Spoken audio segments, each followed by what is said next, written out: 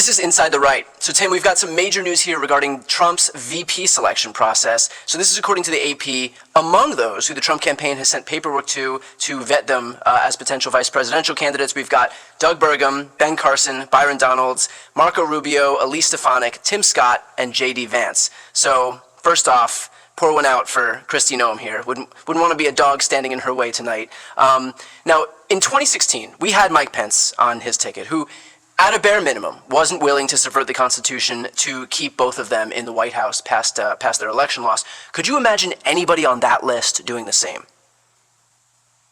This is the interesting thing about this list. All of them are pretty despicable, and all of them have sold out to Trump, just obsequiously and pathetically in every imaginable way. But so did Mike Pence, right? I mean, remember Mike Pence would walk around talking about how Trump had broad-shouldered leadership and all this. Yeah. Like, the interesting thing about this list is the only person who I would describe as a genuine MAGA, and by that I mean somebody that, like, really in their heart believes that, we need to close the border and we should be tariffing everything, and that, like, the country should be more white and Christian and, et cetera. And that Donald Trump is great. Like, the only one that really fits that bill is J.D. Vance, and even he is kind of a convert to the MAGA. Right, you don't have to look too far to see critical tweets of Donald Trump from J.D. Vance himself. Right. So, and I mean, Elise, for example, is, I guess, the other one who's the most slavishly devoted to his talking points. But I mean, me and Elise used to be friends. We agreed on everything back in the day. She was a moderate rhino cuck Republican when we worked together at the RNC. Yeah. So, that's the interesting thing to me about that list. There's no Carrie Lakes on there. Like, there's no, like, people that seem like real, true believers. So maybe somebody like that exists, is not on the list, or, maybe Trump is happy with the, convert as long as they're willing to totally submit themselves to him rhetorically. All that said, I don't know. If I was Trump, and he wins again, and it's 2027, I'd be worried that some of these guys, that Marco and some of these guys, would be trying to kick him out the door, would be trying to stab him in the back, right? Like, there's some of these guys that aren't true believers, and that want to be president themselves someday. So that's the interesting thing about that list, is that there's nobody that, like, really fits the perfect bill of totally loyal to Trump, will never break from him no matter what happens, even at the very end of his presidency. So I don't know. Maybe there's nobody like that Trump is interested in. I guess, did you say Byron Donalds? Yeah, Byron Donalds is on that list as well. Maybe Byron Donalds. But the person who kind of fits the bill of what you're saying, and who's a little less, who has, like, less of the crazy factor than Carrie Lake, would be like someone like Sarah Huckabee Sanders. Yeah, Sarah Huckabee Sanders would, and some people have mentioned that to her about her.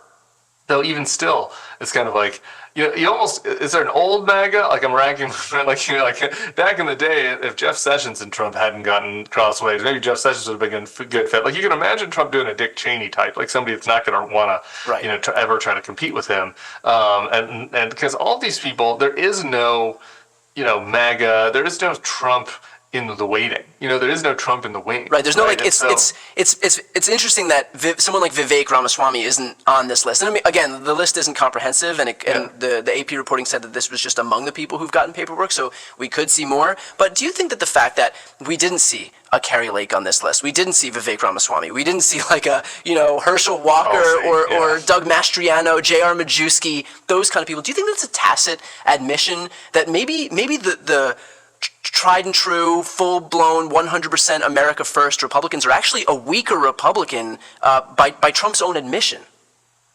For sure. I mean, all the evidence is there, right? Like, part of the reason why none of those people are on the list is because they all lost. Yeah. Like, this is just the reality of what happened in the midterms. Like, the more MAGA, the more American First you were, the worse you did in the election. And the more kind of, the more you had a little bit of a arm's length from Trump, the better you did. You had Brian Kemp in Georgia, Mike DeWine in Ohio, for example, two governors, that come to mind. So, I think maybe this list looks different if the Trump acolytes had done better, but they all haven't. It's not that popular of a platform, an agenda. And part of the reason Trump does well, this boggles people's mind, but, like, Trump has all the MAGA people that the MAGA freaks like Carrie Lake do, that because of his celebrity, because of just something about him, like, he is able to add a little bit from other groups of people that he appeals to. Not much, Not very much, but like on the margins, enough to get from the 45%, that those guys are getting up to the 47, 48% that he got to win. Yeah. Now, do you think that he's dragging out this process because he gets to continue benefiting from all of their free, breathless advocacy while he kind of makes them continue to audition, knowing that as soon as he picks one, there's going to be less of an incentive for all of them to just go to bat for him the way they are now? Don't need a long answer here. Yeah, he likes being sucked up to. He likes that they're all on TV sucking up to him. That's what gets him off. And he also was the Apprentice host. He likes the reality show element of it. Yeah. Now, among that list, and again, the list could be longer. We could see Kristi Noem rear her head back into the picture because there's some uproar from the anti-dog contingent. But from that list that I just mentioned, who do you think would have the best chance of being selected? Yeah, for the longest time, I've been J.D. Vance, and I felt like J.D. Vance is just kind of the safest pick because, like I said at the top, he feels the most authentically MAGA. Even though it's a convert, sometimes people have the zeal of conversion, and even though he kind of, called Trump America's Hitler in 2016 and all that, he has been the one that has the most fully bought the whole MAGA platform, and so I've thought him for the longest time.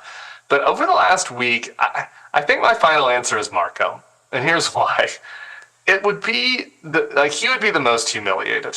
And Donald Trump loves to humiliate somebody. And if the deal is he wants to own a person, and he wants to feel like he has them wrapped around his finger. I mean, what more way, how could you demonstrate in a more dramatic way that you own somebody than by making them move to be the VP? I mean, literally, it is unconstitutional for Marco and Trump to be in the same ticket because they both live in Florida.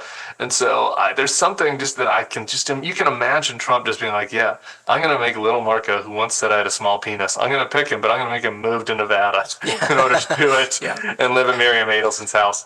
So that's what I think. I mean, the point that other people make to me is if he's really worried about money, the campaign finance law is such that the VP can write an unlimited check. So, Trump does not look askance at free money.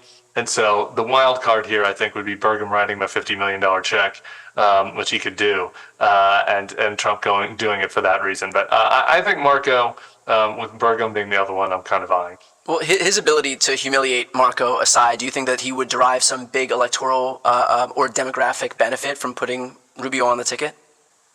I don't think that there's any demographic where you get a huge benefit because they're pretty solid with the Cubans in Florida. I'd say this. I think it would help consolidate some percentage of the gettable Haley voters for Biden. Like the furthest out, if you have that 15%, like let's say 8% were always for Biden. So then there's 7% left. And 4% are kind of leaning towards Biden already. And, 3% are undecided, right? Yeah. Like Rubio might help with that last 1 or 2%, kind of limit the ability. We're talking about people that are very conservative, that are national security conservatives that were probably for Marco in the 2016 race. I mean, Haley endorsed him, and that might bring some of them on board. I would think it would bring some of their money on board. Is that going to matter?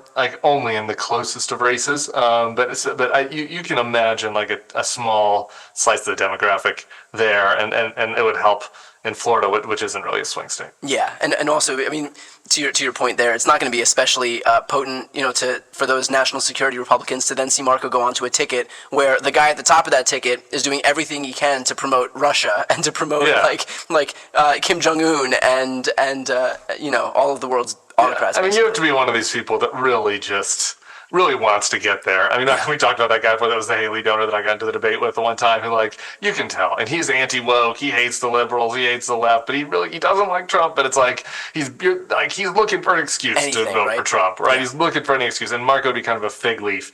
That's not very many people. That's really probably 1% of the party, maybe 2 at max, but in a close race, if you look at these other guys, you're like, Doug Burgum gets me 0% of anything, and Marco gets me 1% of the Haley voters. I guess I'll take it, So I think that's would be the minor political value. Well, we'll of course stay on top of this issue, and for those watching right now, if you want to see and hear more from Tim, please make sure to subscribe to The Bulwark. That's Tim's YouTube channel. He's on throughout the entire week. I'll put the link right here on the screen and also in the post description of this video. Very important to build up our entire pro-democracy ecosystem as it stretches from left to right. With that said, I'm Brian Tyler Cohen. I'm Tim Miller. This is Inside the Right.